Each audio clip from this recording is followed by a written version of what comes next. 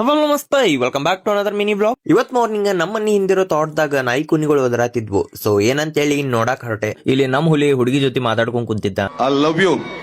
ಮನಿ ಹಿಂದ್ಗಡೆಯಿಂದ ತೋಟ ಒಳಗ್ ಹೋದ್ವಿ. ತೋಟ ಒಳಗ್ ಹೋದ್ ಗುಟ್ಲೆ ನಮ್ಗ್ ಗೊತ್ತಾತ ಆ ತೋಟದೊಳಗಿರೋ ಒಂದ್ ದೊಡ್ಡ ಗುಂಡಿ ಒಳಗ ನಾಯಿ ಮರಿ ಬಿದ್ದೈತ್ ಅಂತ ಹೇಳಿ.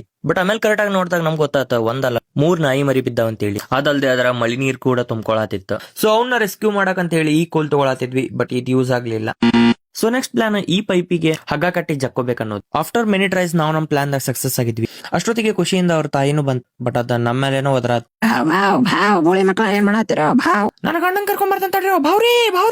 ಅಷ್ಟೊತ್ತಿಗೆ ಮತ್ತೊಂದ್ ಪ್ರಾಬ್ಲಮ್ ಆತ. ಇದ್ರ ಗೋಣಾಗ್ ಸಿಕ್ಕೊಂಡಿರೋ ಹಗ್ಗ ಬಿಚ್ಚಾಕ ಬರಾತಿದ್ದಿಲ್ಲ. ಅದ್ ನಮ್ ನೋಡಿ ಎದರಾತಿತ್ತು. ಸೊ ಆ ದಾರ ಕಟ್ ಮಾಡಿದ್ವಿ. ಕಟ್ ಮಾಡಿದ ಗುಟ್ಲೆ ಉಳ್ಕಿದ್ ನಾಯಿನ ರೆಸ್ಕ್ಯೂ ಮಾಡಿದ್ವಿ.